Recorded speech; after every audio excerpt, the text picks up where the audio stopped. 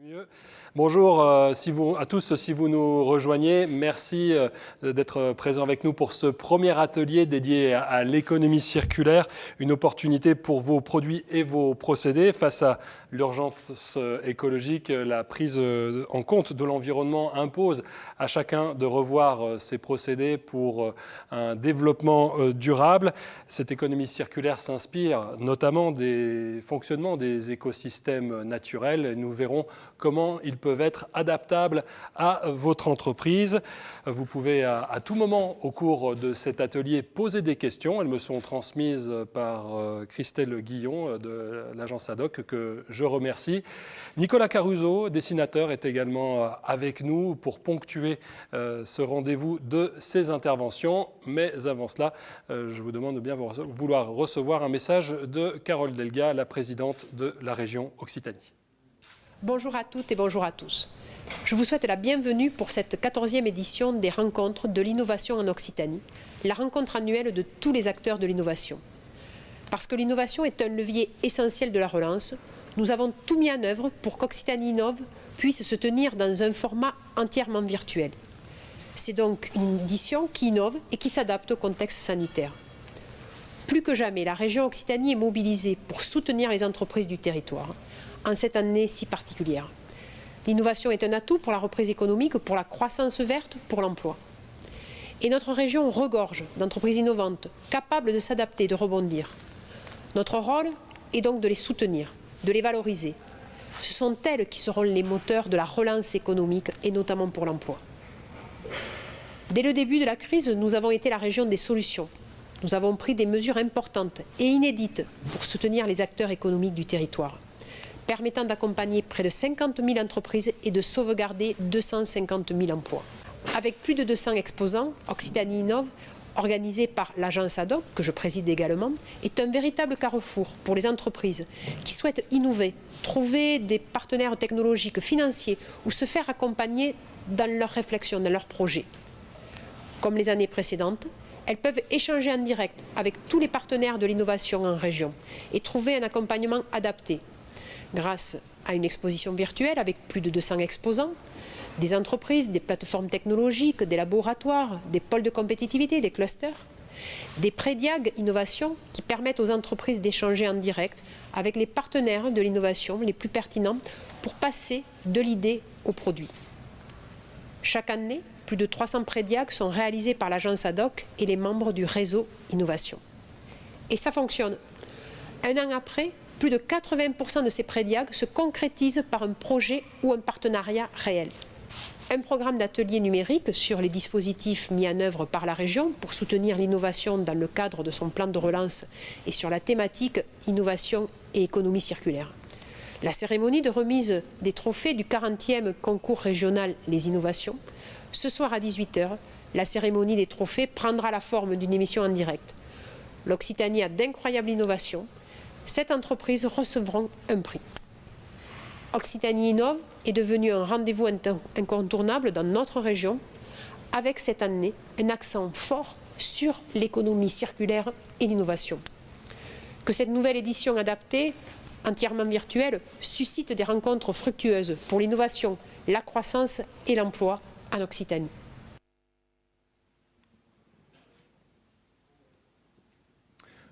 De retour sur notre plateau, à mes côtés Cédric Laurent, bonjour. Bonjour.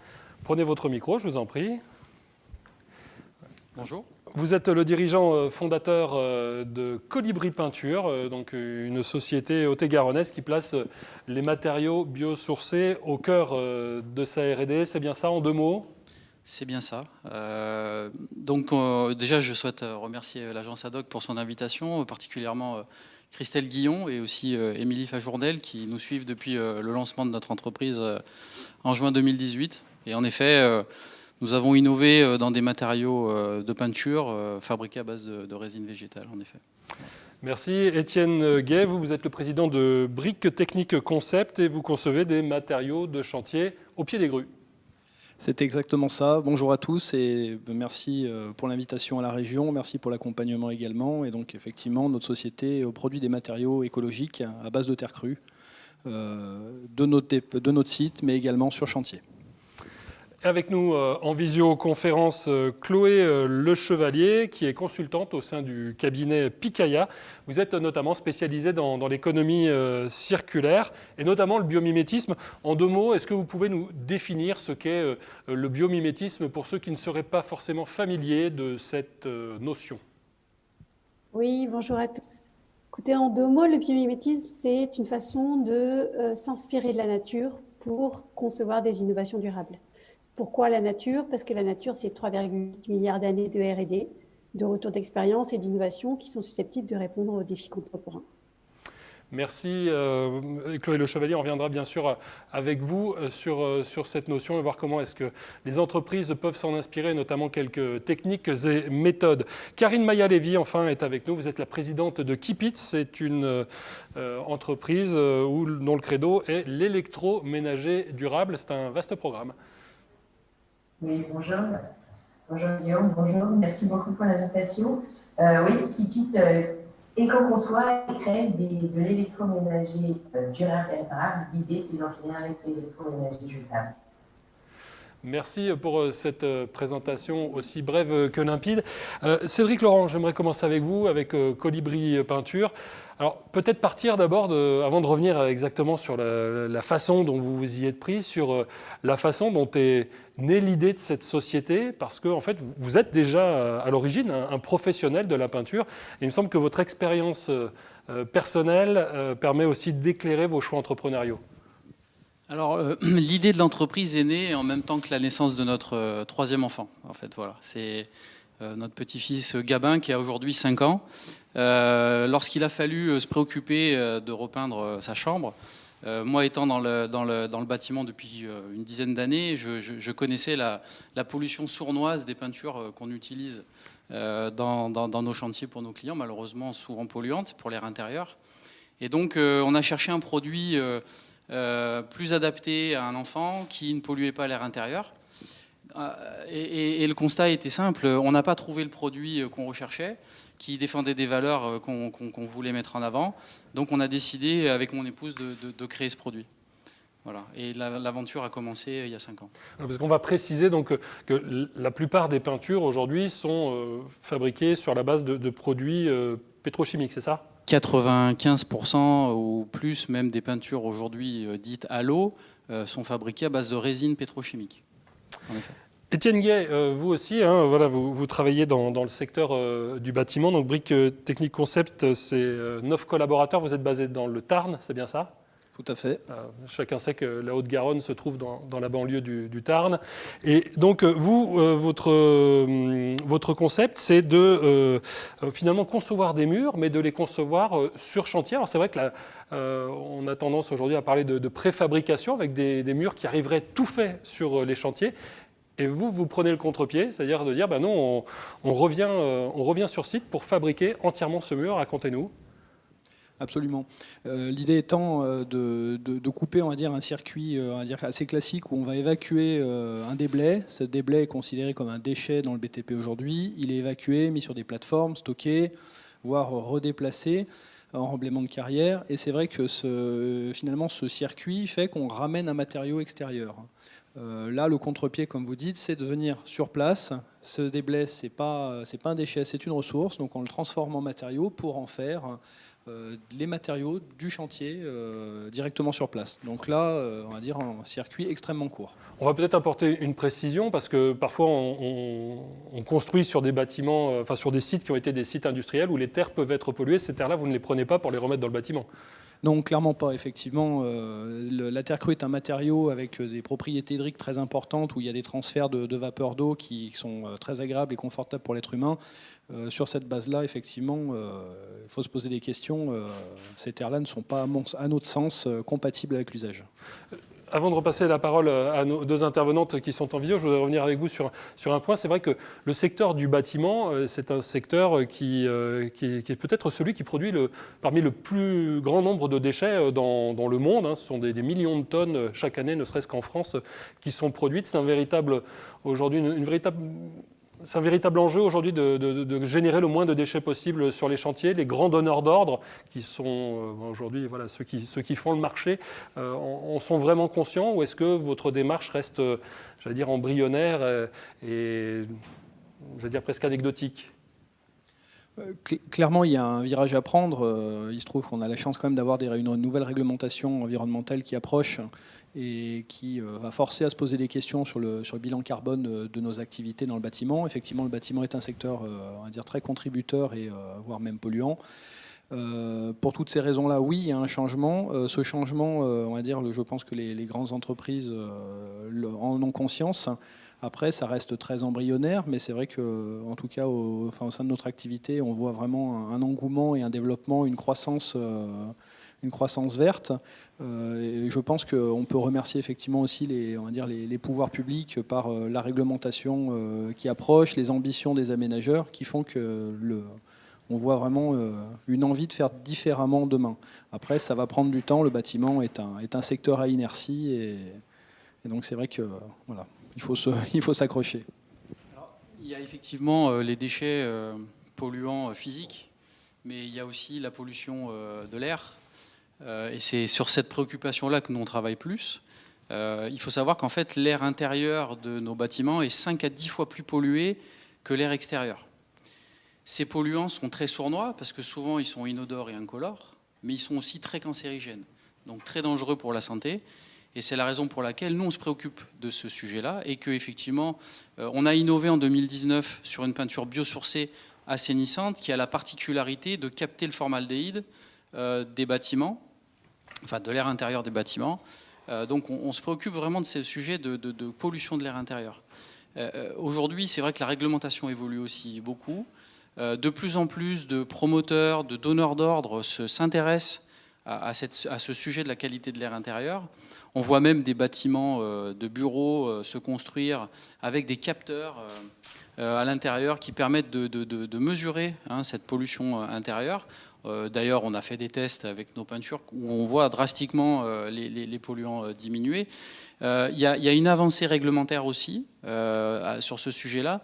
Donc il y a quelque chose qui est déjà bien avancé au niveau de la qualité de l'air intérieur, peut-être plus que sur le recyclage des déchets purement de chantier.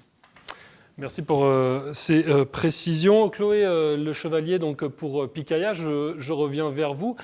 Il y a un secteur à forte inertie, disait Étienne Gay en parlant du secteur du bâtiment, qui est un secteur qui peut être un peu conservateur par certaines pratiques.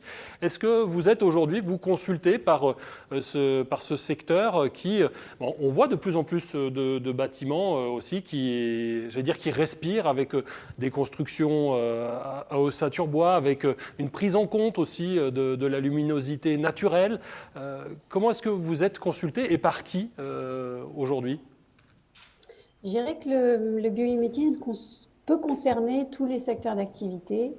Aujourd'hui, on ne travaille pas spécifiquement avec le secteur du bâtiment, même s'il y a eu des projets et des projets existent depuis longtemps, parce que l'architecture s'est inspirée du vivant pour concevoir des bâtiments. Le premier exemple que vous connaissez tous étant, par exemple, la Tour Eiffel, qui est inspirée de la structuration et de l'étude du fémur humain pour concevoir une structure légère et qui résiste par ses lignes de force et l'apport de la matière au niveau des lignes de force. Donc, ce n'est pas quelque chose de nouveau. Je dirais que dans le bâtiment, le biomimétisme permet aussi de travailler, je dirais, sur la multifonctionnalité ou en tout cas la possibilité de réfléchir à deux fonctionnalités similaires, par exemple dans la façon de retraiter l'air qui implique une utilisation, une consommation d'énergie importante, cette énergie qui peut être réutilisée à d'autres usages, donc c'est de l'énergie fatale, de l'énergie perdue, qui peut être réutilisée à d'autres usages pour chauffer l'eau dans les bâtiments, pour avoir une meilleure inertie thermique. Il y a énormément de projets qui sont réalisés dans ce sens, même au niveau de façades dans les bâtiments qui utilisent la photosynthèse des algues et qui permet d'avoir des façades de vertes qui font à la fois l'isolation et la production de matière organique. Alors on parle de chauffer l'eau. Merci Chloé Le Chevalier de m'offrir cette transition avec Karine Maillat-Lévy qui a conçu une bouilloire multifonction qu'on peut voir derrière vous d'ailleurs, j'imagine. En tout cas, c'est un bon placement de produit, bravo. Donc c'est une bouilloire qui fait chauffer de l'eau du thé, mais également des pâtes ou qui sert à faire... qui sert de bain-marie en fait, hein, pour tout type de contenant. Alors votre bouilloire, elle est en plastique. Alors, donc le plastique, c'est vraiment hyper pratique, mais c'est aussi très, très décrié. Donc a priori, l'économie circulaire, le biomimétisme, on en est loin. Défendez-vous. Alors, donc comme je le disais, l'objectif de Kikit, c'est de créer des produits, d'éco-concevoir des produits électroménagers durables et réparables. Alors, qui dit éco-concevoir dit faire attention, évidemment, aux matériaux qu'on va utiliser. Alors, la multifonctionnelle que vous avez derrière moi, elle est d'abord essentiellement fabriquée à partir d'inox. Donc, l'inox, c'est une matière recyclable, recyclée. À titre d'exemple, pour notre jarret, on va utiliser de l'inox qui sera déjà recyclé à plus de 80%. Donc, le gros du matériau utilisé, c'est l'inox. Le plastique est nécessaire, en fait, il est obligatoire pour certaines normes de sécurité. Donc, il a fallu qu'on intègre des tests plastiques. Alors, ça a été un gros travail sur le sujet, parce qu'il fallait trouver un plastique qui soit réellement durable, qui supporte les variations de température, et qui soit le moins polluant possible, et donc qui soit recyclable. Donc, on a travaillé le sujet et on avait des fournisseurs qui nous disaient oui, il n'y a pas de souci, le plastique qu'on pourrait vous livrer est recyclable. Au fond des recherches et au fond du sujet, on s'est rendu compte qu'effectivement, certains plastiques étaient recyclables, mais il n'y avait pas de filière de recyclage en France.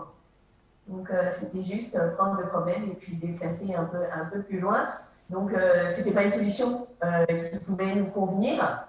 Donc, on a continué, on a poursuivi nos recherches et on a trouvé une solution qui est un plastique que nous pourrons, nous, réintégrer dans nos productions. Donc, l'idée, c'est que si une pièce plastique doit être changée dans une jarrelle au cours de sa vie, Kikit plastique et la réintégrera dans les productions des futures jarrelles. Donc, on est bien dans le circulaire et on fait attention à ce qu'on utilise. Donc avec une problématique donc de réusage des matériaux. Cédric Laurent, vous-même, vous accordez de l'importance à ce qu'on appelle en français le sourcing de vos matériaux. Comment est-ce que vous vous y êtes pris pour essayer de réduire l'empreinte écologique tant sur le contenu que sur le contenant? Parce que je ne connais pas d'autre façon de conditionner de la peinture que dans un pot en fer ou en plastique. Alors, on s'est vraiment posé la question de savoir comment est-ce qu'on allait emballer nos produits. Donc, on a une première démarche où un certain pendant de notre gamme est conditionné dans des pots en fibre de canne à sucre compostable. C'est-à-dire qu'une fois que vous avez fini votre pot, vous pouvez le mettre au compost, il va se désagréger tout seul. On cherche des solutions pour avoir des contenants de grande taille pour utiliser dans nos peintures. Alors, je vous coupe parce que souvent on nous dit aussi, attention, quand un contenant est souillé, il n'est plus vraiment réutilisable. Là, vous nous dites compostable. Ça veut dire que votre peinture, également, en termes de contenu, je peux la mettre dans mon jardin. Il n'y a pas de... Voilà, il n'y a plus de microplastique dans nos peintures. Donc effectivement, on ne va pas polluer ni l'eau quand on va rincer nos pinceaux, etc., ni la terre. Reste à voir le sujet du contenant métallique ou en plastique classique. Nous, on s'est posé la question et ce qu'il en est ressorti, c'est qu'il fallait qu'on se préoccupe plus de l'usage de nos peintures. Pourquoi ? Parce que le modèle industriel aujourd'hui est un modèle industriel de production de masse qui demande du coup le recours à de la pétrochimie pour la conservation des produits, puisque quand vous produisez en masse, vous voulez aussi stocker en masse et vous voulez pouvoir vendre votre production le plus longtemps possible.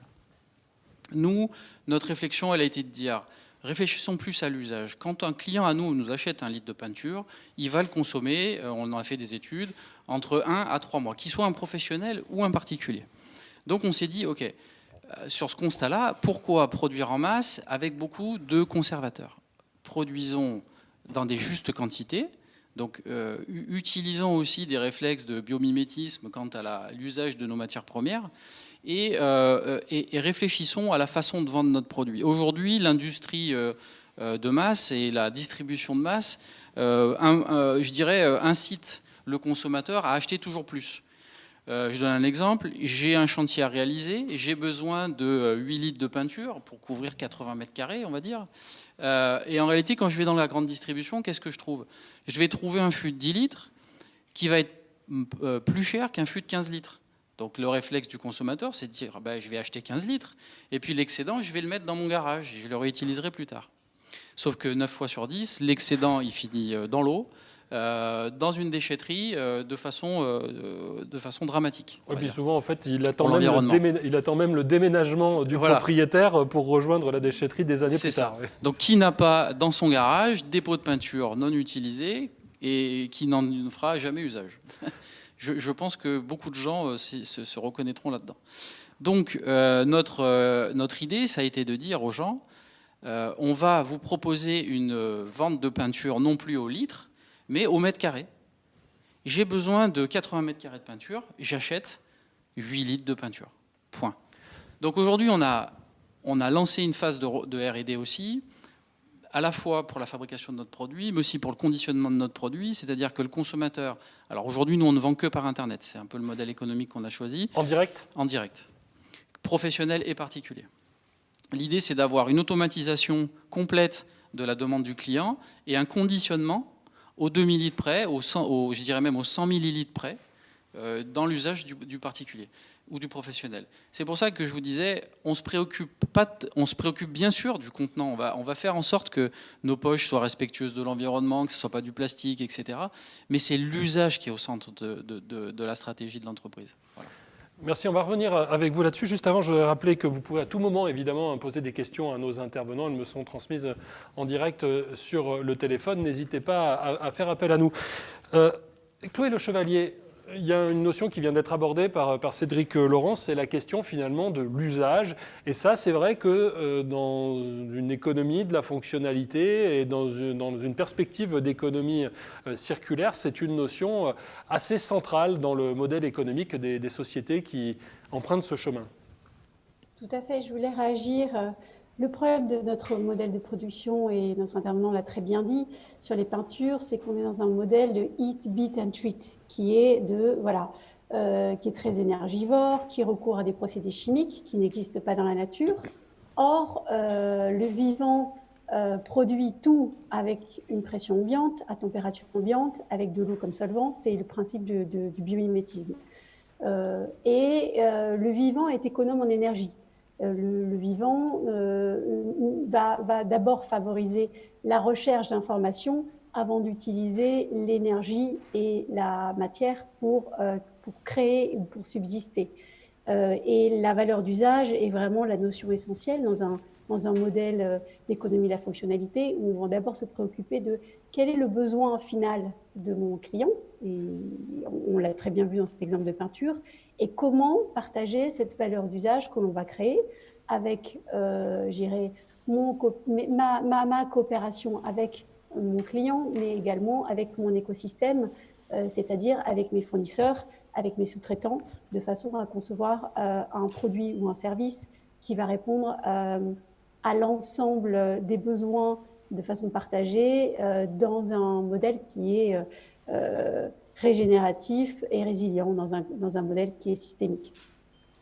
Merci. Étienne Gay, vous évoquiez tout à l'heure cette question également de l'usage. Finalement, vous permettez d'amener moins de terre à la déchetterie, moins de déblais en fait, dans les déchetteries que ce qu'un chantier génère habituellement. Néanmoins, vous êtes une société qui travaille dans toute la France et on peut se dire les déplacements que vous faites, alors qu'une centrale, enfin une usine de béton, par exemple, hein, ou des cimenteries qui sont très polluantes en CO2, elles ont quand même l'avantage d'être tout près des chantiers. Vous vous déplacez dans toute la France. Est-ce que le bénéfice écologique de votre solution n'est pas gommé par les déplacements que vous effectuez pour réaliser vos chantiers ? Alors effectivement, on peut se poser la question, elle est légitime. On va dire que le modèle qu'on aborde aujourd'hui de production mobile, tout simplement, aujourd'hui, des gens qui fabriquent de la terre crue en France, il y en a très peu. Donc il y a un besoin à couvrir. On peut dire aussi que, on va dire, régionalement, notre activité ne pourrait pas s'autosuffire. Donc c'est un petit peu, là, on va dire, la problématique on va dire, de chaque activité qui est un peu précurseur sur son domaine. Néanmoins, le business model qu'on imagine demain pour l'usage du matériau, et justement parce que la terre crue est un matériau extrêmement bas carbone, et si on veut conserver cette valeur-là, il faut arriver à produire plus localement. Alors pour répondre à votre question, quand on se déplace pour faire un chantier de cet ordre-là, on va déplacer l'outil de production, on va déplacer une équipe pour travailler, mais on va éviter un balai de camions qui peut être très important, typiquement sur on va dire sur les chantiers on va dire moyens sur lesquels on répond à l'heure actuelle. On parle des fois d'une trentaine ou d'une quarantaine de semi-remorques qu'on évitera d'avoir sur les routes, donc le bilan carbone, l'usage des routes, le risque d'accident, etc., on sera limité. Néanmoins, on va dire cette approche de mobilité tend à disparaître certainement dans un horizon de 5 à 10 ans au profit d'activités telles que on va dire les centrales à béton. Nous, on ambitionne vraiment de voir des sites de se développer par région dans un premier temps, puis après par département, pour avoir finalement on va dire un réseau de chalandise de moins d'une cinquantaine de kilomètres en moyenne. Merci pour cette précision.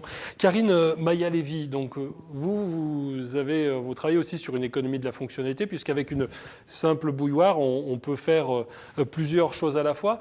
Alors, je disais tout à l'heure que le secteur du bâtiment, c'est un secteur qui est conservateur, mais dans votre secteur d'activité, qui est celui de l'électroménager, il y a une dictature qui est la dictature des marques. Et quand on doit se faire connaître, il y a aussi toute une démarche marketing à avoir avec un budget assez conséquent pour arriver à s'imposer. Quelles sont les voies que vous avez utilisées pour tenter de court-circuiter, j'allais dire, cette démarche habituelle ? Alors, vous avez raison, il y a beaucoup de concurrence, mais c'est aussi un très gros marché, le marché de l'électroménager en général. Et en fait, l'approche de Keepit, c'est une réponse adaptée à des besoins qui sont clairement exprimés aujourd'hui par certains consommateurs, d'avoir une consommation plus responsable, plus respectueuse de l'homme et de l'environnement.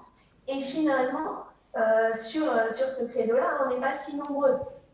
Donc déjà, on impose la marque par ses valeurs fortes, et par la transparence, parce que évidemment, il faut que tout soit en ligne avec le message qu'on porte.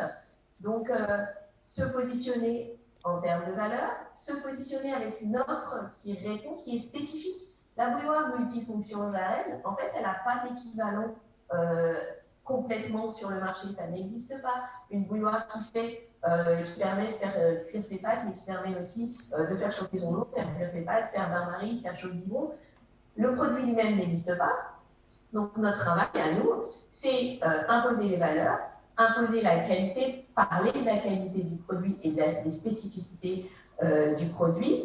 Et puis cette transparence, ce message qui aujourd'hui passe. Alors, on s'appuie sur plusieurs éléments et on s'appuie notamment sur tout l'écosystème du Made in France. C'est assez intéressant parce que il y a aujourd'hui une prise de conscience chez les consommateurs que un produit fabriqué en France doit être un produit de meilleure qualité. Même s'il est un peu plus cher, il est de meilleure qualité, il est produit dans des conditions sociales et environnementales responsables. Et donc, nous, on va pas mal s'appuyer sur le réseau du Made in France pour nous faire connaître. Et puis, comme je vous disais, le marché de l'électroménager, c'est au niveau des bouilloires, c'est 2 millions de bouilloires vendus par an en France. Donc, il y a de la place. Et nous, on va s'adresser à des cibles spécifiques qu'on a bien identifiées et en répondant réellement à leurs besoins, à des besoins qu'ils ont exprimés et pour lesquels ils ne trouvent pas de solution, on a un chemin pour se faire entendre.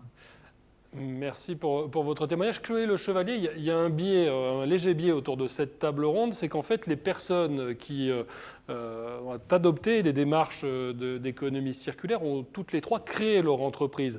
Alors, on peut se poser légitimement la question de se dire, est-ce qu'il n'est pas plus simple finalement de repartir à zéro avec une nouvelle activité que de transformer son modèle si on a déjà une entreprise qui existe dans le secteur ? Oui, certainement. C'est sûr que si on considère un changement de modèle industriel, c'est un processus qui est long, parce qu'il faut le temps d'expérimenter les procédés, le temps de sécuriser la chaîne de fabrication, d'approvisionnement et de bien cibler la cible que l'on a identifiée. Donc c'est plus simple de le faire en partant de zéro, parce que les efforts sont vraiment concentrés sur la réussite du projet. Mais quand on part d'un modèle existant, on dispose déjà des moyens techniques, d'une chaîne de fabrication qu'on peut remodeler, mais qui existe déjà, c'est-à-dire du moyen de production. On peut pré-tester des concepts auprès des clients, puisqu'on a déjà des clients qui sont identifiés dans les clients, historiques.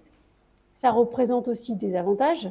Donc, même si le partir en scratch, je dirais, est peut-être plus rapide que celui de retransformer un modèle et de reconcevoir un produit de façon éco-conçue, le modèle de partir de zéro, c'est qu'il est plus risqué, malgré tout, parce qu'on ne sait pas quelle est sa cible et on part de zéro.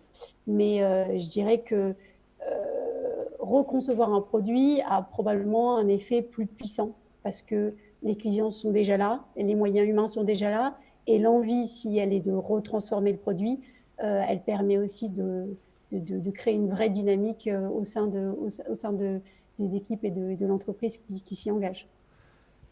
Cédric, Laurent, il y a une démarche partenariale à engager quand on est dans votre situation, parce que je comprends, d'après ce que je comprends, vous n'êtes pas le producteur d'un point de vue industriel, manufacturier, oui, de votre peinture. Comment vous y êtes pris pour créer cet écosystème autour de vous, avec des volumes somme toute modestes qui peuvent très bien ne pas intéresser un façonnier ? Alors, effectivement, ça a été un long chemin, puisqu'il a fallu passer la première étape de la formulation.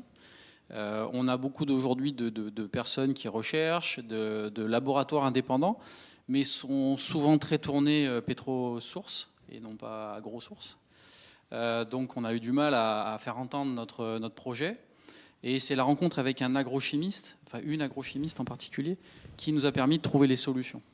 Parce que pour pouvoir pénétrer un marché comme celui de la peinture, c'est pas simplement de dire je vais faire une peinture naturelle ou une peinture bonne pour l'environnement, parce qu'il en existe. Aujourd'hui, vous allez voir sur Internet, vous trouvez des tutos pour fabriquer vous-même votre peinture à base de farine ou de choses comme ça. Mais là, on parle d'un cadre industriel, d'une disruption industrielle.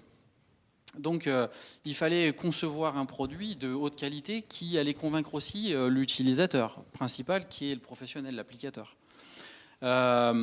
Et en réalité, effectivement, on a trouvé un partenaire industriel qui accepte aujourd'hui de fabriquer nos produits sur nos formules et qui permet justement d'avoir accès à une chaîne de production de très grandes conséquences, puisqu'on peut aujourd'hui fabriquer 10 tonnes à la semaine. Donc aujourd'hui, on a fini la deuxième année pleine en 2020. On a vendu 25 000 litres de peinture, ce qui est déjà conséquent. Et l'année prochaine, on est plutôt sur 50 000, 60 000 litres. Alors, dites-nous, ça représente combien de mètres carrés pour qu'on puisse se figurer ? Ça représente, j'ai pas vraiment fait le calcul. D'accord. Mais on consomme 10 mètres carrés au litre, donc sur 25 000 litres, ça fait un paquet de mètres carrés. D'accord, ça fait un très très gros entrepôt logistique, on va dire. Ah voilà, exactement. Très bien. Étienne Gay, vous, il y a dans le procédé que vous avez mis en œuvre, il y a cette notion de proximité, puisque vous avez dit, voilà, il faut qu'on soit au plus près du chantier. La question qu'on peut se poser, vous concernant, c'est de se dire, finalement, de pousser le concept un petit peu plus loin, et puis d'avoir des personnes que vous auriez formées et qui feraient les choses sur le chantier, un peu à la manière d'un franchisé, finalement. Est-ce que c'est quelque chose qui est pertinent dans votre activité ou je divague intellectuellement ? Non, c'est complètement pertinent et ça fait partie un petit peu on va dire, du chemin qu'on a envie de parcourir. On est aussi équipementier, donc on fabrique nos propres machines. Donc là, clairement, je rejoins à dire les autres intervenants concernant la conception. Déjà, nous, on se bat contre l'obsolescence programmée. Donc nos machines sont fabriquées de manière à durer. On n'est pas là pour qu'elles s'éteignent rapidement. On est là justement pour qu'on se dise, tiens, il y a tel élément qui a lâché, dans 20 ans, on peut le remplacer, il existe, et continuer à avoir un outil de production opérationnel. Donc dans cette optique-là, comme on est équipementier, effectivement, on est en recherche de partenaires qui voudraient se lancer, on va dire, dans l'aventure avec nous. On réfléchit à des joint ventures, on réfléchit à de la franchise, en fonction, on va dire, des ambitions et on va dire aussi du partenaire. Je veux dire, un gros partenaire, là, on discute avec des gens comme Suez, comme Cemex, qui sont start-up, quoi.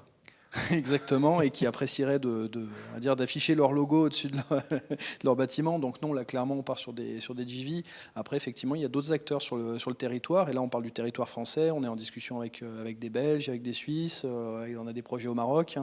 C'est vraiment une activité, on va dire, qui intéresse au niveau international. Là on parle de la France et de la Belgique, en tout cas de l'Europe. Culturellement, la terre crue, c'est pas forcément quelque chose d'évident pour nous. Par contre, il y a des pays où la terre crue fait partie intégrante de la culture de la construction. Est-ce que ce sont des marchés, évidemment, que vous cherchez à pénétrer de façon aussi écologique, j'allais dire ? Oui, tout à fait.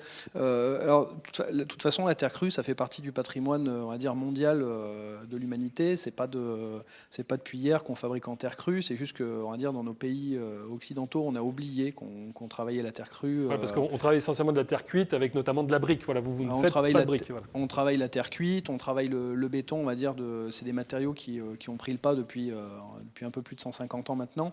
Et c'est vrai que la terre crue a tout simplement été oubliée. Pour autant, effectivement, ces pays, les pays, notamment je pense à l'Afrique, qui a un patrimoine terre crue très impressionnant, sont des pays aujourd'hui qui construisent, qui ont tendance à construire en copiant notre système. Et c'est vrai que on va dire, de les accompagner et de proposer du matériel, de la formation et de l'expertise pour mettre en place des productions plus vertueuses permettrait à ces pays-là d'aller plus vite à un résultat écologique et durable, là où nous, on doit prendre un virage.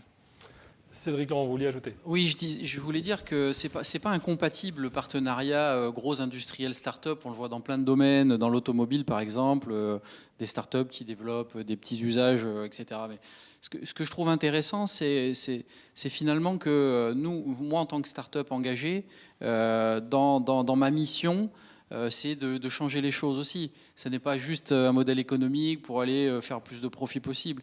C'est aussi de se dire, est-ce que l'industriel qui m'observe ou qui me fabrique n'a pas aussi derrière l'idée de se dire, ok, le modèle économique, il va falloir le changer. Je ne suis pas tout à fait prêt. Par contre, j'ai un outil, comme vous disiez tout à l'heure, effectivement. Ils ont des outils industriels conséquents, des volumes de clientèle énormes. C'est aussi ce regard de l'industriel historiquement pétrochimiste qui se dit, ok, il se passe quelque chose, je peux y participer, comment je fais ? Eh ben, c'est de consacrer une part de son outil industriel à produire pour nous, par exemple. Et effectivement, derrière, d'admettre qu'on change les choses. Et l'agilité de la start-up, elle est là aussi pour ça. Je pense que cette conviction que je porte aujourd'hui, c'est de dire demain, je ne m'appellerai pas AkzoNobel ou PPG, ce n'est pas mon ambition. Par contre, mon ambition, c'est aussi d'amener des choses nouvelles sur le marché et de se dire que notre effort de recherche, puisque c'est le sujet du jour, l'innovation, fasse cas d'école. Et je n'ai pas peur de le mettre après sur le domaine public. J'ai joué mon rôle. Voilà. Le colibri, donc. Alors, je ne sais pas si vous connaissez la légende du colibri, mais la légende du colibri dit qu'effectivement, on doit tous faire notre part. Ben, c'est ce que je considère être en train de faire.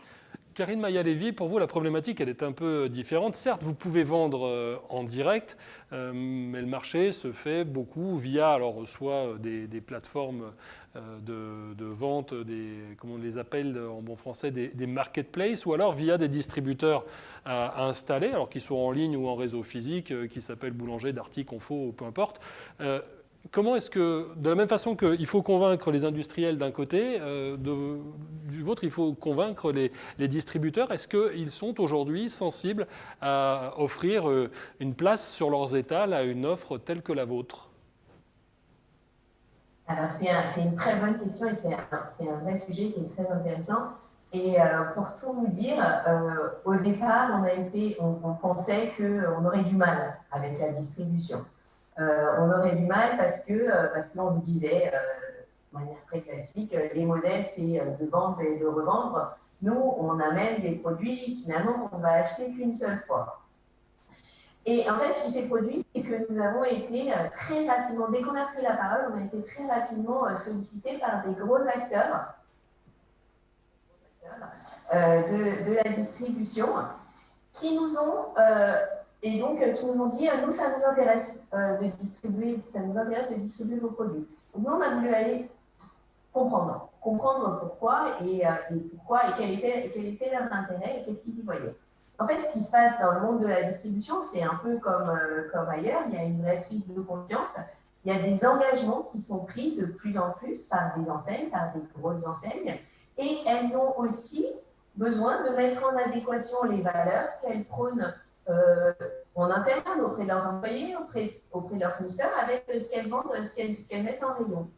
Donc il y a cette première adéquation entre le message et les évolutions et puis ce qu'on vend.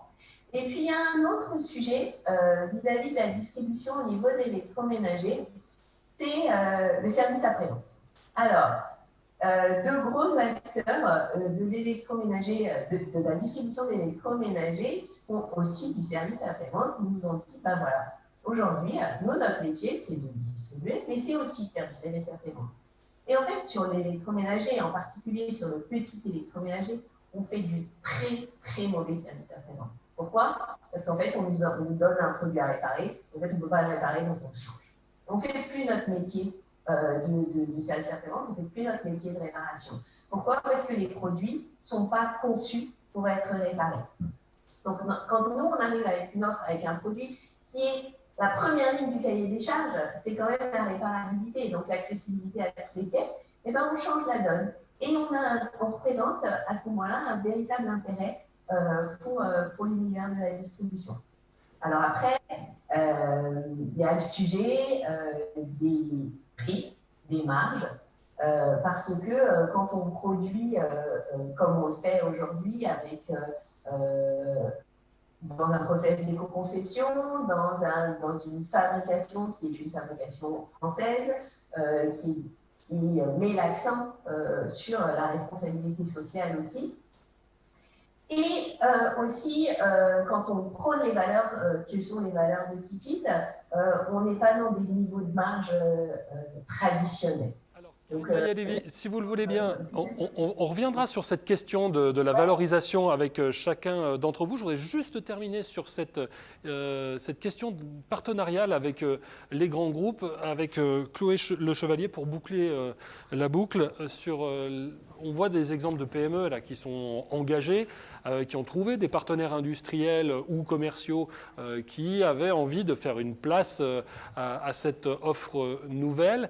Néanmoins, d'un point de vue structurel, est-ce que vous avez des exemples de grandes entreprises qui auraient engagé un chemin intéressant, important, expérimental ou non, dans ce secteur de l'économie circulaire, voire de la bio-inspiration ou du biomimétisme? Alors oui, il y en a plusieurs parce que ce sont des grands groupes qui ont une obligation légale étant cotés en bourse, de faire un rapport développement durable et plus récemment, en tout cas, qui ont l'ambition de s'intéresser à ces sujets-là. On accompagne en particulier des groupes comme L'Oréal ou comme le RTE, donc le réseau de transport électrique, qui a commencé à s'intéresser au biomimétisme, il y a assez longtemps, depuis 2014, mais qui déjà s'intéressait, je dirais, aux questions environnementales parce qu'ils ont un vrai impact avec 100 000 kilomètres de lignes aériennes, donc des impacts en termes de biodiversité. Et ils sont devenus partenaires du CIBIOS, qui est le centre d'études et d'expertise dédié au déploiement du biomimétisme en France depuis 2014. Et on les accompagne en particulier à l'occasion d'une autre table ronde. Tout à fait. On les accompagne en particulier sur, je dirais, la prospective, c'est-à-dire que comment ils se voient dans 30 ans, comment le réseau RTE peut se voir, en tout cas imagine se voir dans 30 ans. Et c'est une des solutions, c'est les éoliennes marines. Donc, ils ont un fort enjeu de développer, et ils travaillent depuis 2014, même depuis 2011, sur la construction de plateformes en mer et de relier ces plateformes de transformateurs d'éoliennes marines en mer jusqu'à la Terre, avec des forts enjeux d'infrastructures à créer. Et comment s'intégrer dans un environnement marin vierge de toutes ces infrastructures avec le moindre d'impact possible. Et une des solutions est de s'inspirer du biomimétisme pour trouver des façons de s'intégrer avec le moins d'impact possible, et même en envisageant de créer des impacts qui soient régénératifs, c'est-à-dire d'accueillir de la biodiversité et pourquoi pas de développer de la biodiversité autour de ces plateformes ou de ces câbles marins qui sont le lien entre l'éolienne et les besoins en énergie à terre. Merci. Je rappelle que vous pouvez nous poser des questions en direct. Elles me seront directement transmises sur mon téléphone par Christelle Guillon de l'agence Haddock. Cédric Laurent, vous l'avez évoqué tout à l'heure, vous avez dit bon, le but c'est pas de faire des profits à tout va. Néanmoins, la vocation d'une entreprise, sa première vocation, c'est dans une économie capitaliste en tout cas, c'est de dégager des profits. Tout à l'heure, Karine Maya nous disait qu'il y avait une autre valorisation à penser. Comment est-ce que vous valorisez, j'allais dire en euros sonnants et trébuchants, votre démarche? Est-ce que c'est compris et bien compris? Je ne comprends pas bien le sens de votre question. D'accord. Alors, comment est-ce que vous valorisez en fait finalement vos innovations? Parce qu'il y a un prix de marché pour des peintures qu'on est prêt à payer ou pas. Vous parliez tout à l'heure de grandes entreprises qui, parce qu'elles ont une force marketing ou une réputation, arrivent à valoriser leurs produits. Est-ce que le seul label économie circulaire que vous pouvez apposer sur Colibri Peinture suffit à couvrir, j'allais dire, vos frais et à dégager une marge raisonnable? Alors clairement oui, puisque aujourd'hui, grâce à la production de masse mais intelligente, on arrive à extraire, enfin avoir un produit en coût de revient qui est quand même très compétitif. Pour autant, il faut reconnaître une chose, c'est qu'un produit pétrochimique coûte 10 fois moins cher à produire que le nôtre, d'accord ? Mais si on était vendu au même prix, finalement, vous voyez l'écart de marge. Pour autant, on arrive à dégager suffisamment de marge pour être rentable dès la première année, ce qui est un signe. Avoir une traction commerciale est importante, puisqu'aujourd'hui, on est visité entre 30 et 50 000 fois par mois sur notre site internet. On est très vite passé à plus de 30-40 ventes par jour. On vend dans toute l'Europe francophone. Donc, on n'a pas de sujet aujourd'hui d'inquiétude quant à la rentabilité du modèle économique. Et encore moins quand on voit chaque mois évoluer. Je peux pas pour donner une anecdote, on a fait 70% de chiffre d'affaires en plus au mois de janvier par rapport à l'année dernière. Et on est le 4 février, on a déjà fait le chiffre d'affaires de l'année dernière. Et on est, voilà, donc... Du mois de janvier, du mois de février, vous dire pas de... Du mois de février, oui, du mois de février. Félicitations. Mais pour autant, c'est parce qu'on a choisi aussi de ne pas mettre des markups délirants parce qu'on est innovant. Des markups, pardon. Des marges. D'accord. Des marges délirantes parce qu'on est sous prétexte qu'on est innovant, fabrication française et locale, etc. Non, si on veut en faire, si on veut démocratiser les choses, améliorer les choses, mais pas que au niveau environnemental. Je parle sur toute la chaîne de valeur. Il faut être raisonnable.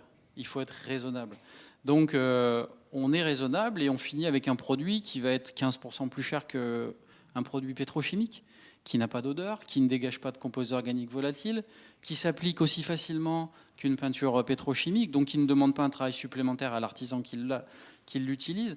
Voilà, on est vertueux dans la qualité du produit et on est raisonnable dans nos tarifs. Donc forcément, on pénètre beaucoup plus facilement le marché et on dégage des marges qui nous permettent de continuer d'innover, de financer bien sûr notre développement, d'embaucher du monde et d'être serein sur l'avenir. Étienne Gay, vous travaillez pas forcément sur l'ensemble d'un bâtiment, mais parfois sur des éléments, sur certaines pièces ou sur des pans de murs. Est-ce qu'on fait appel à vous pour des raisons esthétiques, économiques, faire un petit peu de greenwashing, ou c'est un mélange des trois parce que votre offre, tout simplement, elle convient à une demande du marché? Alors clairement, je vais répondre non à l'économique. Pourquoi ? Parce qu'aujourd'hui, on est une société qui innove, qui investit beaucoup d'argent en R&D, tant sur la partie matériaux que sur la partie équipement. C'est marrant parce qu'on est à la fois une société très sobre en termes d'approche de ressources de matériaux, et à la fois on est extrêmement technologique côté de nos équipements pour des raisons, on va dire, de maîtrise du procédé, de réponse pour s'intégrer dans un marché.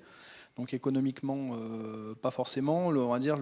Et puis surtout, on se bat dans un segment où globalement, je veux dire, il y a la même problématique pour la peinture. C'est à un moment donné, les gens ont des habitudes de construction. Ils prennent des matériaux classiques, on les amène à se poser des questions, à sortir de leur zone de confort. Quand on sort de la zone de confort et qu'on innove, on prend un risque. Et c'est vrai que là où on va, les gens ne vont pas comparer les bonnes choses. Typiquement, notre matériau va amener des propriétés en termes d'absence de COV, de régularité hydrique. COV, pardon. En gros, merci. Merci. Gros, tout ce qui va être composés organiques volatiles. Voilà, vous l'avez pas dit dans le micro, donc je ne me permets de le répéter. Donc tout ce qui va être finalement dans l'air, avec les formaldéhydes, on va dire justement les peintures traditionnelles. Donc la terre crue est un matériau qui en est exempt, qui purifie aussi la qualité de l'air. Ça a aussi des vertus acoustiques, thermiques. Donc pour toutes ces raisons-là, ça revient finalement à comparer. Enfin, il ne faut pas comparer à isopérimètre le matériau. Il faut le regarder pour tout ce qu'il apporte. Donc oui, on est un petit peu plus cher. Mais sur le coût, dans la durée, c'est vraiment la question, en fait, c'est l'usage. Kipit le disait très bien, à un moment donné, l'électroménager, aujourd'hui, vous allez acheter une théière électrique, enfin une bouilloire électrique, vous allez la payer moins de 15 €. Vous savez pertinemment que dans 2 ans, elle part à la poubelle. Dans le bâtiment, c'est à peu près la même approche aussi, c'est de se dire les matériaux en terre crue sont des matériaux qui durent. Moi, je veux dire, j'ai cette conviction forte de savoir que les matériaux qu'on produit aujourd'hui, les bâtiments qu'on accompagne, moi, j'aurais quitté la surface de cette planète que les bâtiments dureront. Donc voilà, à un moment donné, c'est vraiment cette question-là. Après, je me suis un peu éternisé.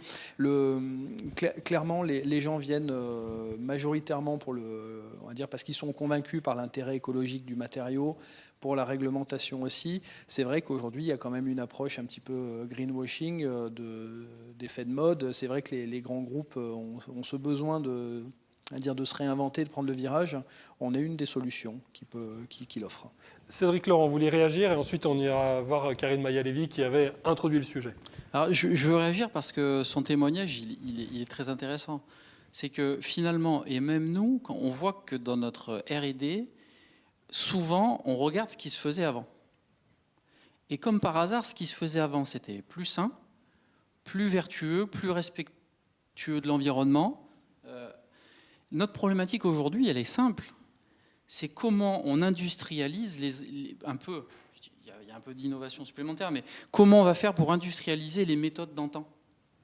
Et la réponse à ça, il y a 50 ans, ça a été la pétrochimie. Voilà.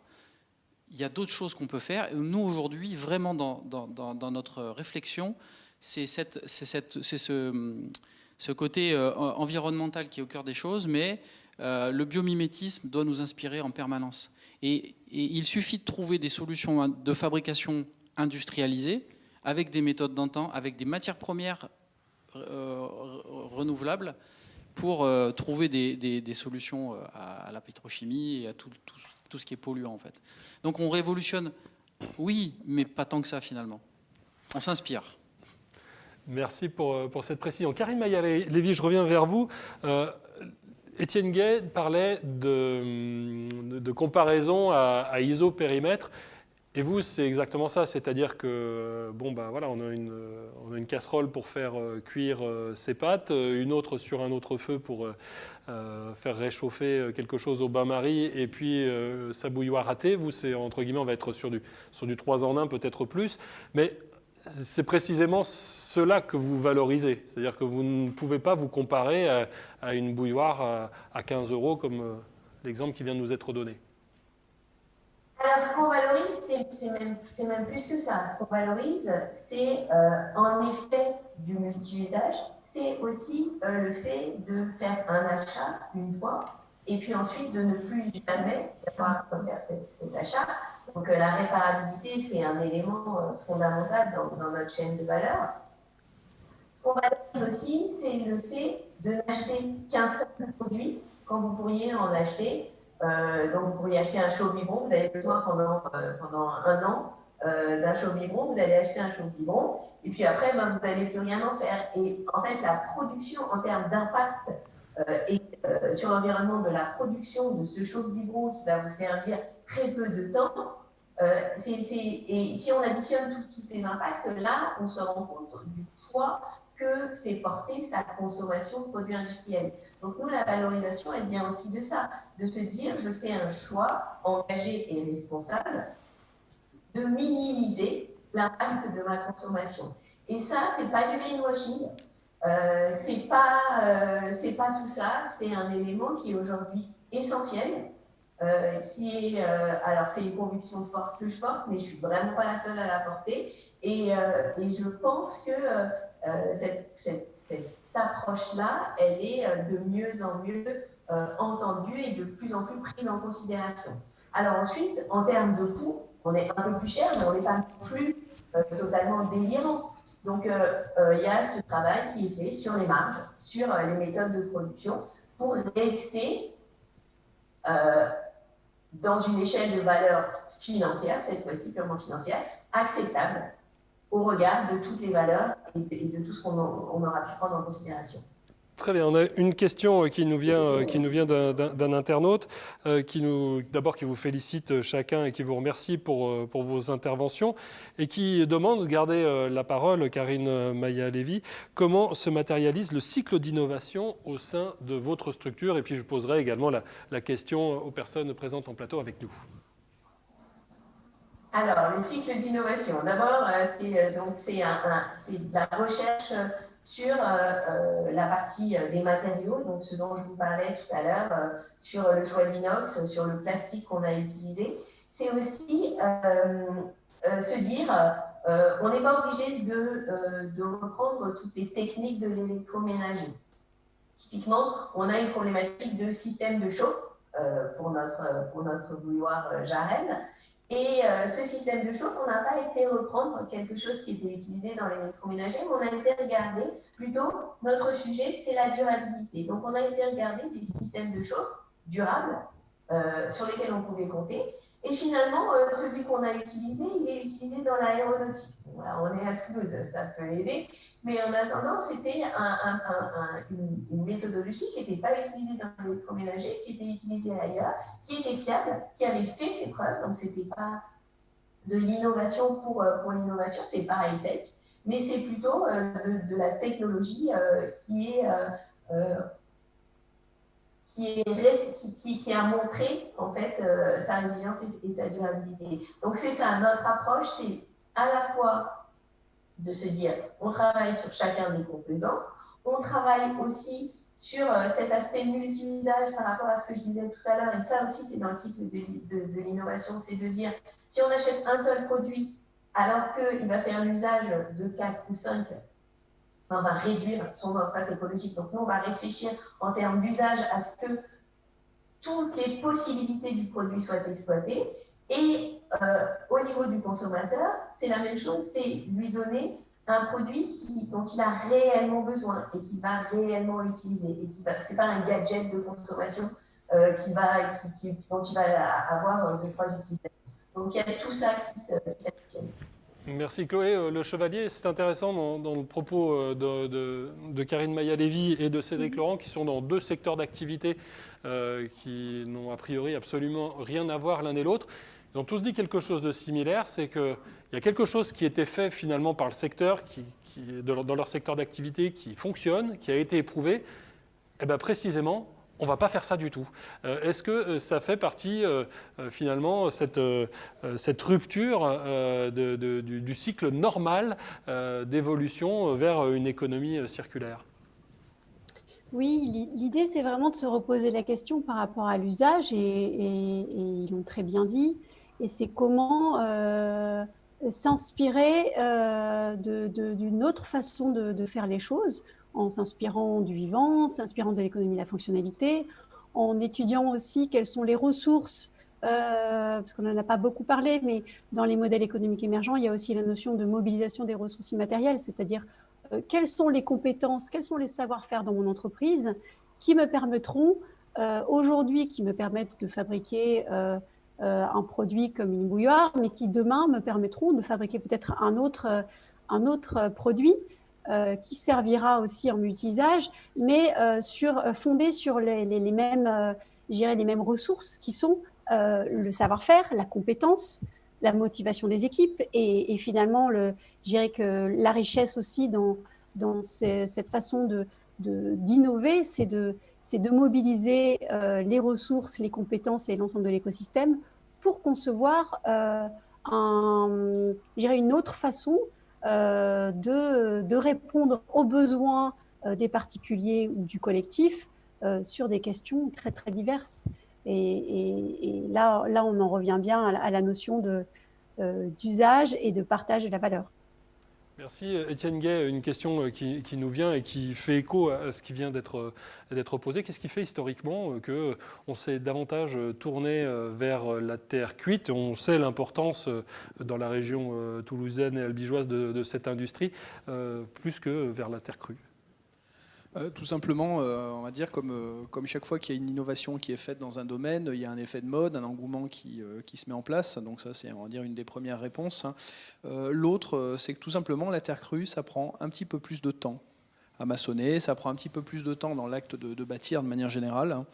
Et c'est vrai que globalement, alors moi, je n'associe pas tellement la terre cuite on va dire comme étant l'innovation après la terre crue. Je pense que c'est le béton qui clairement a freiné le développement de la terre cuite et de la terre crue. Il y a eu un besoin de construire plus vite. Là, on parle en fait finalement de savoir-faire qui était détenu plutôt par les paysans à l'époque. Les paysans faisaient les briques de terre quand ils n'étaient pas au champ dans les périodes mortes. Et c'est vrai que ces gens-là sont pour ainsi dire tous partis avec les deux guerres mondiales successives. Et avec ces deux guerres mondiales, il a fallu reconstruire vite derrière. Et le béton étant le produit innovant, ça permettait d'aller plus vite, d'offrir du logement plus rapidement. Et c'est vrai qu'il est venu supplanter le paysage constructif. Un autre facteur aussi, c'est l'apparition des normes. Après la Seconde Guerre mondiale, les normes de construction commencent à se mettre en place. Aujourd'hui, en France, on est des champions de la norme, il faut le dire. C'est vrai que ces normes-là font qu'aujourd'hui, tout matériau innovant doit passer par des cases. Et c'est vrai que on va dire, le passage est difficile. Là, on est en train de cette année, nous, de faire un avis technique. C'est 240 000 € d'investissement. Donc c'est vrai que pour un grand groupe, ça, on va dire, c'est un go-to-market qui n'est pas élevé. Pour une entreprise comme la nôtre, ça l'est fortement. Mais c'est 25% de votre chiffre d'affaires prévu cette année. Exactement. Donc c'est vrai que pour ça, voilà, je peux que remercier les accompagnements en innovation de la région, de BPI, au travers de plusieurs dispositifs qui nous permettent d'accompagner ce développement avec un reste à charge plus tolérable pour notre structure. Mais c'est vrai que c'est pas évident de continuer à innover dans ce domaine-là. Alors vous nous expliquerez comment chacun, vous avez pu être soutenu par la région. Juste avant, je voudrais terminer ce tour de table sur cette question, de dire aujourd'hui, quand on a mis le doigt dans un engrenage, vous vous êtes dit je vais d'abord faire de la peinture écologique, puis ensuite vous avez dit ah oui mais le contenant c'est du plastoc, donc c'est bien, vous avez voyagé sans doute à l'île Maurice ou à La Réunion pour trouver des résidus de canne à sucre, ça permet de voyager aussi. Quand on a trouvé ensuite son contenant et son modèle économique, on se dit après je vais aller pousser un petit peu plus loin. Alors, chez Keepit, c'est peut-être développer un nouveau produit. Chez vous, qu'est-ce que c'est? C'est passer à la phase d'industrialisation? Alors, je pense qu'il faut se poser la question du motif de l'innovation. Vous disiez tout à l'heure, la question était tout à l'heure de dire quel est votre cycle d'innovation. Je pense qu'avant de penser au cycle interne, il faut se poser la question du pourquoi de l'entreprise et du coup de pourquoi de l'innovation. Est-ce que mon innovation, elle va avoir du sens pour la planète? Est-ce que mon innovation, elle va avoir du sens pour mes marges? Est-ce que mon innovation, elle va avoir du sens pour... Enfin bref, il y a plein de motifs. Nous, on a plutôt un motif à la fois économique et environnemental. Donc les phases d'après, comme vous dites, quand vous mettez un pied dans l'innovation, eh bien effectivement, on se préoccupe après pas uniquement de son produit, on va se préoccuper de l'usage. Donc on développe actuellement une offre de service qui va être très connectée, qui va permettre en 3 minutes de commander au mètre carré justement précisément son besoin de consommation en peinture. Mais on est aussi là pour aider l'internaute à faire son chantier. Donc dans l'offre au mètre carré, on aura tout le matériel nécessaire. On a aussi filmé tous les tutoriels qui vont permettre à l'internaute de réaliser son chantier. Donc on met en avant le do-it-yourself de plus en plus, qui permet aussi d'avoir une économie intéressante. Et puis des nouveaux marchés. Do-it-yourself, faites-le vous-même. Hein, faites-le vous-même, exactement. On est en train, avec l'accompagnement de la région, de lancer un nouveau programme de R&D disruptive. Je ne peux pas en parler aujourd'hui, c'est très confidentiel. Alors, sans revenir du coup sur le fond, mais alors sur la forme, comment est-ce que vous êtes accompagné? Alors, on est accompagné par des aides régionales, des subventions, etc., mais aussi beaucoup par de l'échange, de la mise en relation avec des spécialistes. Ça nous permet d'optimiser notre vision, parce que c'est ça qui est aussi le plus important, c'est pourquoi j'y vais, et une fois que je sais pourquoi, c'est comment j'y vais, le fameux pourquoi du comment.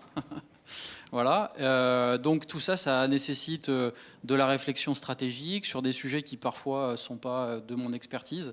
Alors avec la région, j'arrive toujours à trouver le bon interlocuteur, le bon indépendant qui a la culture pour m'aider à aller justement... au mieux à l'industrialisation, et parce que c'est un vrai sujet de fond, et c'est ce que tu disais tout à l'heure, c'est des innovations lourdes en termes de cash, qu'on n'a pas forcément quand on est une start-up, et qu'il faut trouver justement les bons leviers, les leviers les plus respectueux, les plus bienveillants. Je pense qu'aujourd'hui, il existe des fonds d'investissement qui sont bienveillants, qui ne sont pas que des requins de la finance.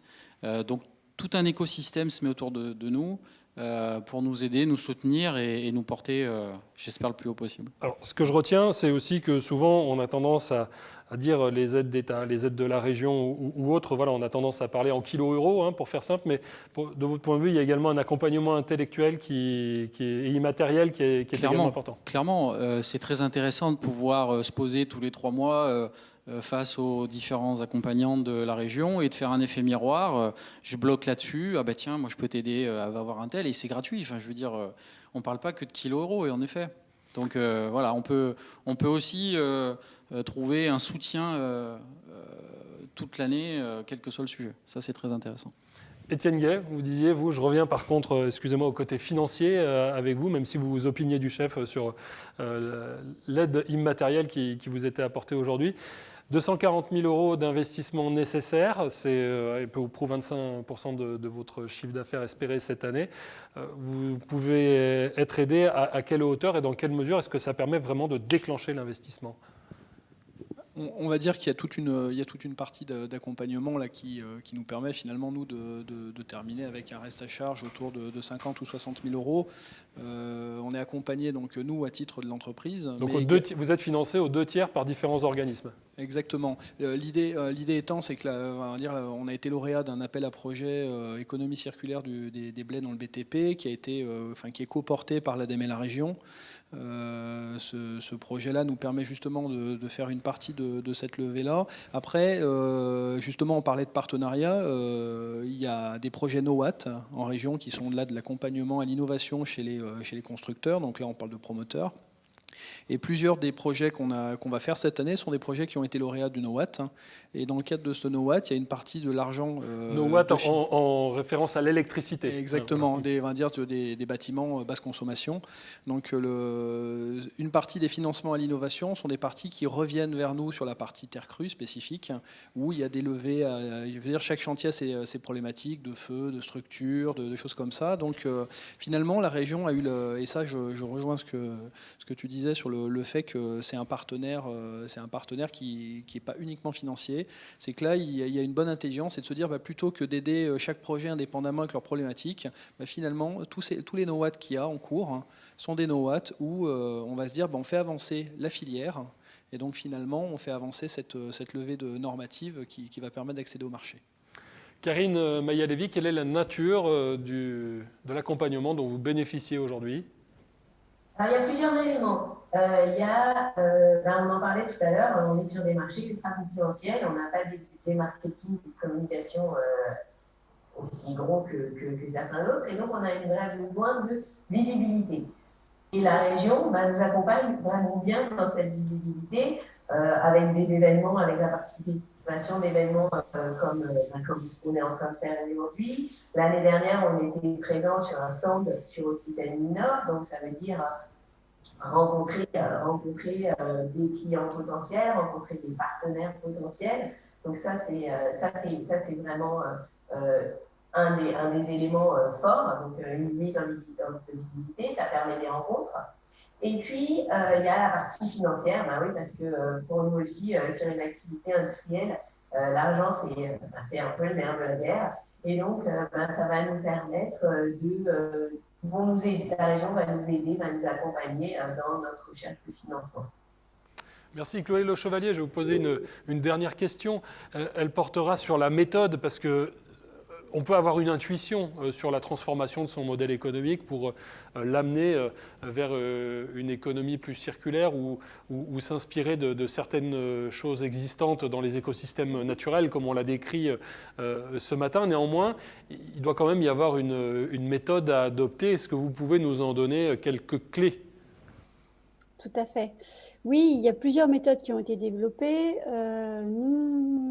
Picaya travaille en partenariat avec le CBIOS et l'IFS qui ont développé une méthodologie qui s'appelle Biomime unifié, qui est une méthode qui se déroule en 8 étapes, qui est, je dirais, la méthode la plus simple et la plus homéopathique, parce qu'il existe des méthodes très compliquées pour s'engager dans une démarche de biomimétisme de façon recherche fondamentale. Et cette méthode permet d'accompagner les équipes de R&D dans les passages obligés d'une démarche avec à la fois l'analyse du problème identifié ou du problème métier, ou je dirais la rupture technologique qui vise à se tourner vers le biomimétisme pour trouver des solutions innovantes.